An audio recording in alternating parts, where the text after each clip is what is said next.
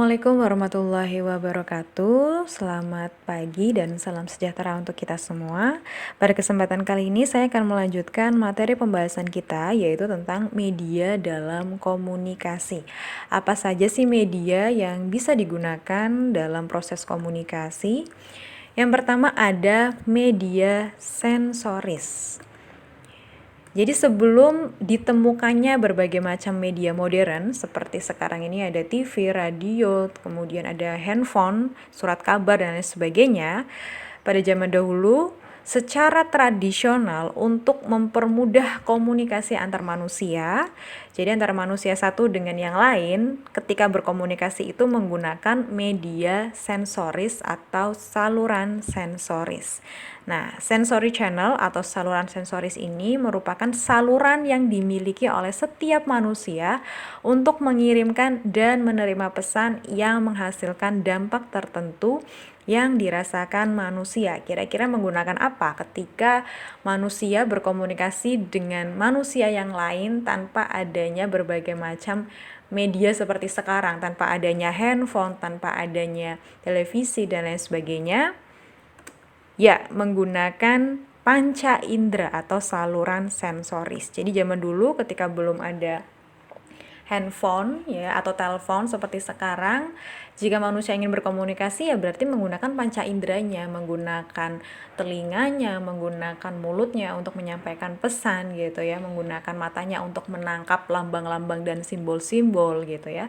Dan itu biasanya ya disampaikan secara langsung ya, kalau zaman dulu seperti itu.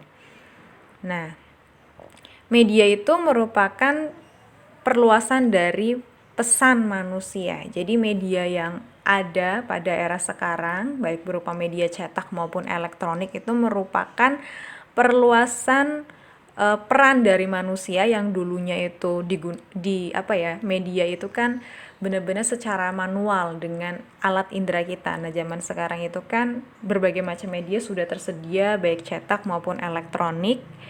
Nah, itu tuh merupakan perluasan dari peranan manusia yang dulunya menggunakan panca indera. Artinya dalam berkomunikasi antar personal terutama, jadi pesan itu dialihkan melalui media sensoris, melalui panca indera kita, atau simbol verbal dan nonverbal melewati suatu proses pengalihan cahaya atau sinar bagi penglihatan yang dapat ditangkap oleh mata kita, kemudian juga bisa ditangkap melalui telinga kita apabila pesan itu berupa gelombang-gelombang suara, kemudian juga bisa disentuh oleh tangan apabila objek ya, jadi pesannya itu berupa objek yang dapat dirasakan, diraba atau disentuh, kemudian juga bisa dicium oleh indera penciuman kita dan dirasa bagi lidah kita, seperti itu ya. Nah, ini ada beberapa jenis media menurut John Fitz. Ada 3. Yang pertama ada presentational media. Kalau presentational media itu adalah media tersebut itu menggunakan tampilan wajah suara dalam berkomunikasi atau anggota tubuh yang lain. Dalam kategori pesan, maka media ini dimasukkan dalam pesan verbal ataupun nonverbal dalam komunikasi tatap muka. Jadi kalau presentational media itu benar-benar menggunakan media yang ada di dalam tubuh kita gitu ya, atau anggota tubuh dengan menggunakan suara, dengan menggunakan tampilan-tampilan wajah, ekspresi wajah kita, kemudian dengan lambang atau dengan menggunakan simbol-simbol tertentu yang bisa digunakan oleh tubuh kita. Nah, biasanya presentational media ini bisa digunakan ketika berkomunikasi tatap muka secara langsung ya, karena orang bisa melihat ekspresi itu kan secara langsung. Kalau lewat telepon mungkin susah gitu ya. Nah, kemudian representational media itu adalah media yang diciptakan oleh kreasi manusia. Dalam hal ini itu ada tulisan, gambar, fotografi, komposisi musik, arsitektur, bisa berupa leaflet, poster, dan lain sebagainya ya. Ini bisa juga berupa media yang istilahnya bisa memberikan pesan-pesan kepada orang lain. Nah, ini disebut dengan reseptational media. Kemudian ada juga yang disebut dengan mechanical media, yaitu media-media yang mekanis ya, bisa berupa elektronik maupun media cetak yang lain seperti radio, kemudian televisi, video, film, surat kabar, majalah, telepon yang digunakan untuk memperkuat dua fungsi media di atas, seperti itu. Nah, ini ada tujuan media dalam komunikasi kesehatan. Yang pertama, tujuannya yang jelas dengan adanya media itu dapat menciptakan iklim bagi penerima dan perubahan nilai sikap dan perilaku kesehatan. Jadi media itu bisa menciptakan iklim baru ya bagi penerima dan perubahan sikap bagi yang menerima pesan seperti itu. Kemudian mengajarkan keterampilan mendengarkan, membaca, menulis hal-hal yang berkaitan dengan kesehatan, kemudian pengganda sumber daya pengetahuan, kenikmatan, dan anjuran tindakan kesehatan, kemudian membentuk pengalaman baru terhadap perilaku hidup sehat dari statis ke dinamis, kemudian meningkatkan aspirasi di bidang kesehatan. Dari media juga kita bisa menyampaikan aspirasi kita, menyampaikan keinginan kita, menyampaikan sesuatu yang ingin kita sampaikan ya, bisa melalui media cetak seperti menulis artikel kayak gitu ya di surat kabar dan lain sebagainya. Kemudian mengajarkan masyarakat menemukan norma dan etika penyebarluasan informasi di bidang kesehatan atau layanan komunikasi kesehatan. Berpartisipasi dalam keputusan atas hal-hal yang berkaitan dengan kesehatan, kemudian mengubah struktur kekuasaan antara produsen dan konsumen di bidang kesehatan, dan yang terakhir menciptakan rasa kebanggaan, kesetiaan terhadap produk, dan lain-lain ya.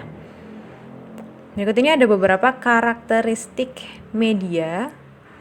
Jadi media itu memiliki karakter yang berbeda-beda tergantung dari ya medianya itu gitu ya. Salah satu contohnya ini adalah surat kabar atau majalah. Ini memiliki ciri-ciri. Yang pertama itu kalau surat kabar ataupun majalah itu biasanya terbit secara teratur atau frekuensi reguler. Misalkan ya terbit setiap hari atau seminggu sekali atau 2 hari sekali seperti itu ya. Kemudian berbentuk komoditi.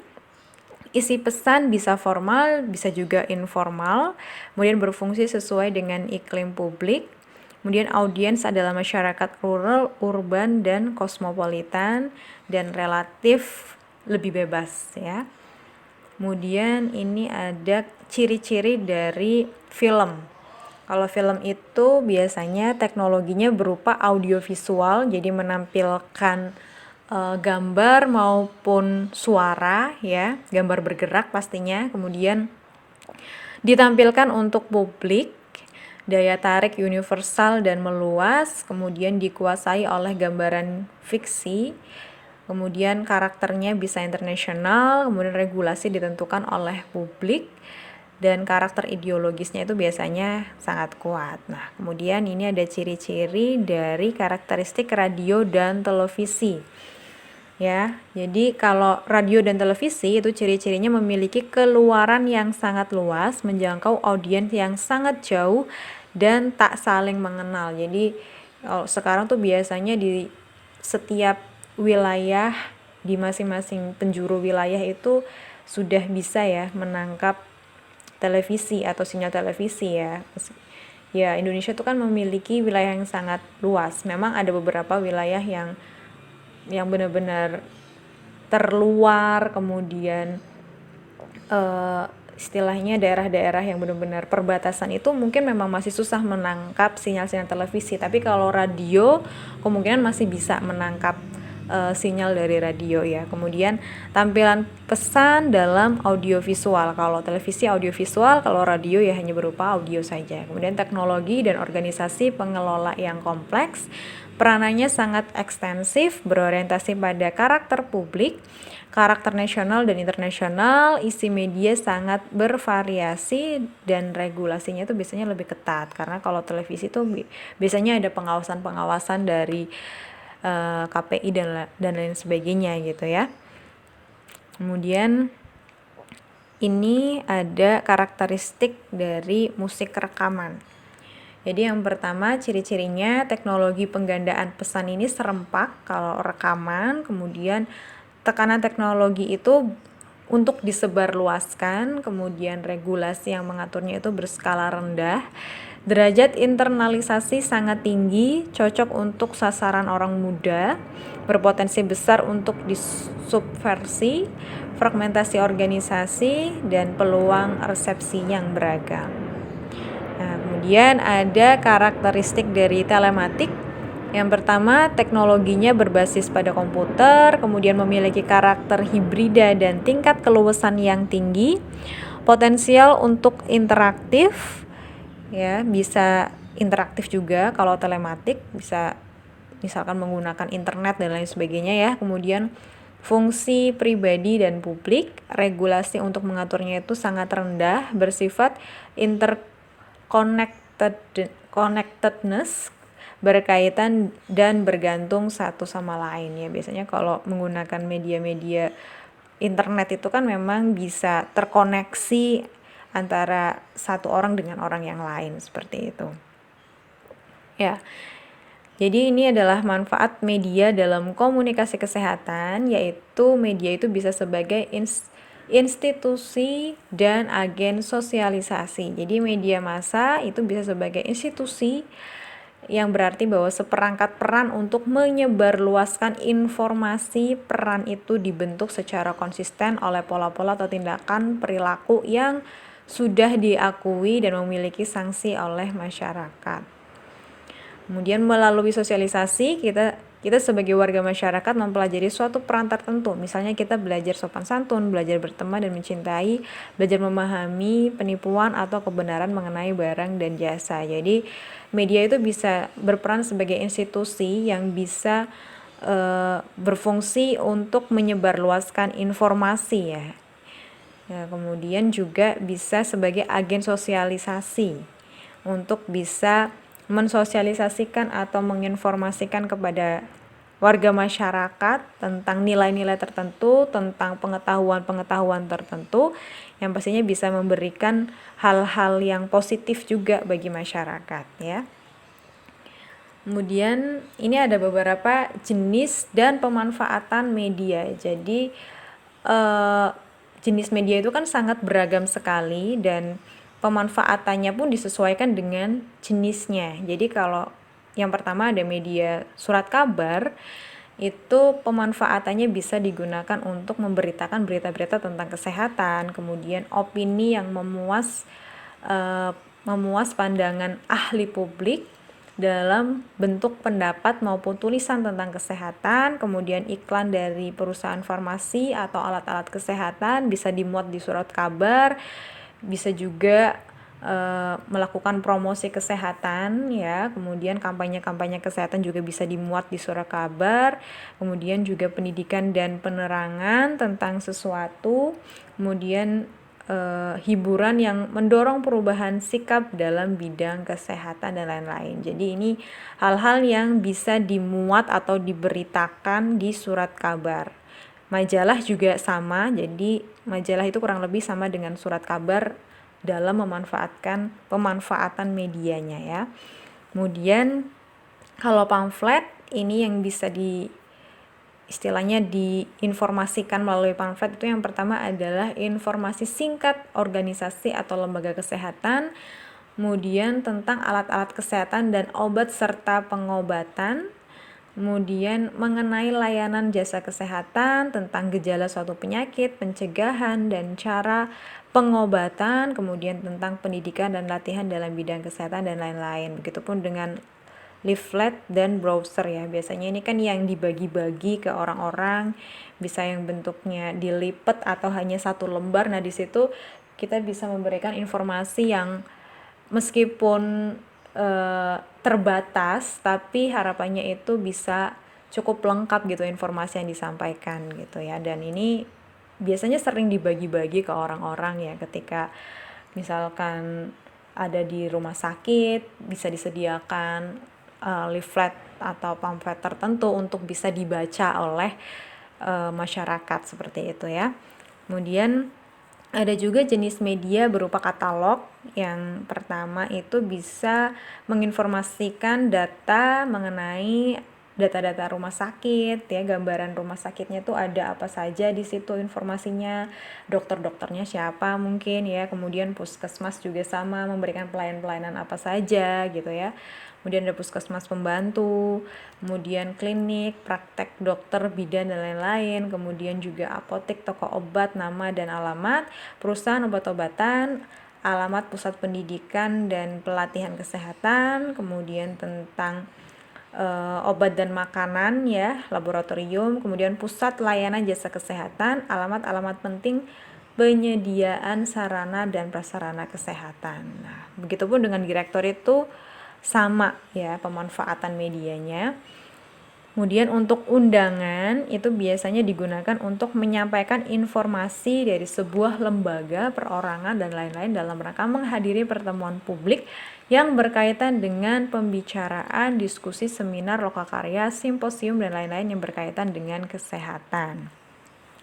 Begitupun dengan surat menyurat, itu juga fungsinya sama seperti undangan. Kemudian periklanan itu biasanya digunakan dengan membayar media massa cetak dan elektronik untuk menyebarluaskan informasi tentang produk, barang atau jasa kesehatan kepada audiens. Nah, ini contohnya bisa membayar koran untuk mengiklankan sesuatu, misalkan mau mengiklankan tentang obat tertentu atau mengiklankan tentang rumah sakit tertentu atau puskesmas tertentu. Jadi memang membayar ya, karena sifatnya kita kan mempromosikan sesuatu.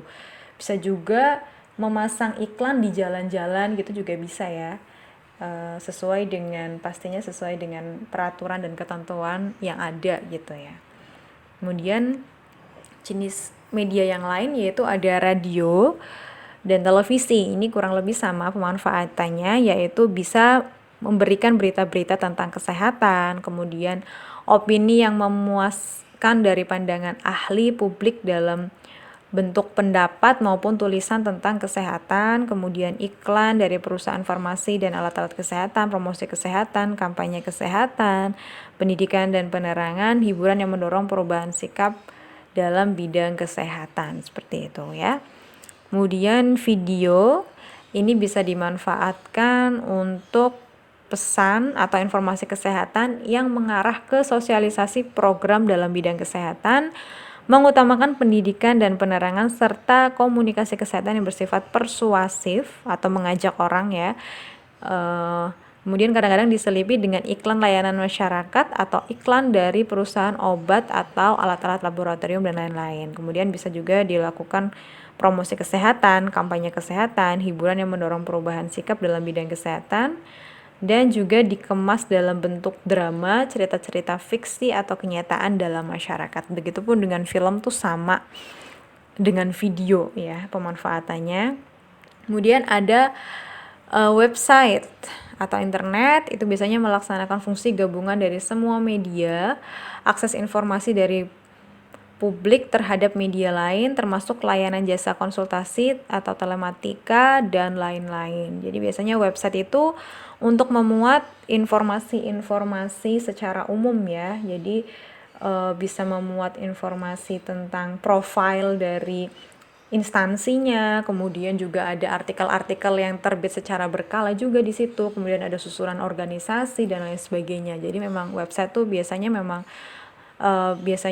dibuat untuk mempromosikan sesuatu juga gitu, untuk menginformasikan sesuatu kepada masyarakat agar lebih mempermudah mereka untuk mengenali suatu produk ya, atau suatu instansi atau gambaran suatu profil tertentu. Kemudian annual report itu biasanya dimanfaatkan untuk laporan perkembangan aneka ragam dalam bidang kesehatan, kemudian laporan ilmu kedokteran, farmasi, alat-alat laboratorium kesehatan, dan lain-lain. Kemudian yang terakhir ada trade show. Trade show boards itu bisa digunakan untuk pertemuan atau eksibisi, pameran dagang kesehatan. Event ini dapat dilakukan dalam suatu pusat kegiatan, tetapi juga dapat dilakukan dalam bentuk ajang sauna atau safari kesehatan. Ya, itu adalah tentang media yang dapat digunakan dalam komunikasi kesehatan. Kurang dan lebihnya mohon maaf. Terima kasih atas perhatiannya. Wassalamualaikum warahmatullahi wabarakatuh.